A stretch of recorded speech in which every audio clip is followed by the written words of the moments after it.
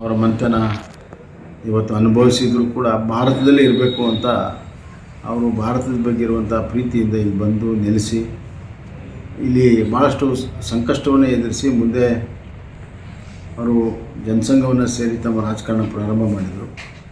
ವಿಶೇಷವಾಗಿ ಕಾಶ್ಮೀರದ ವಿಷಯದಲ್ಲಿ ಶ್ಯಾಮಾಪ್ರಕಾಶ್ ಮುಖರ್ಜಿ ಜೊತೆಗೆ ಅವರು ಹಗಲು ಹೇಳ್ಕೊಟ್ಟು ಕೆಲಸ ಮಾಡಿರುವಂಥದ್ದು.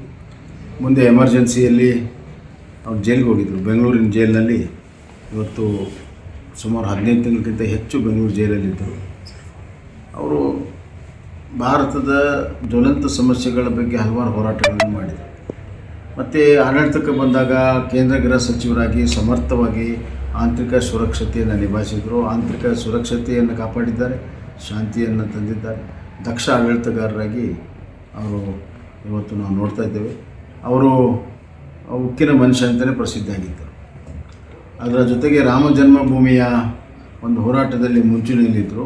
ರಾಮರಥವನ್ನು ಏರಿ ಇಡೀ ಭಾರತ ದೇಶದಲ್ಲಿ ಜಾಗೃತಿ ಮೂಡಿಸಿರುವಂಥದ್ದು ನಿಜವಾಗಲೂ ಕೂಡ ಒಂದು ರಾಜಕಾರಣ ಮತ್ತು ರಾಮ ಜನ್ಮಭೂಮಿ ಇತಿಹಾಸದಲ್ಲಿ ಅಚ್ಚಳಿಯದೆ ಉಳಿದಿರುವಂಥ ಕೆಲಸವನ್ನು ಮಾಡಿದ್ದಾರೆ.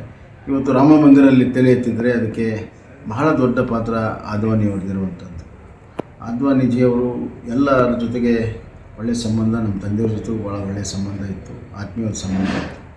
ಇವತ್ತಿನ ಪ್ರಧಾನಮಂತ್ರಿಗಳಿಗೆ ಅವರು ಮಾರ್ಗದರ್ಶಕರಾಗಿ ಒಳ್ಳೆಯ ನಿಕಟವಾದಂಥ ಸಂಬಂಧ ಇದೆ.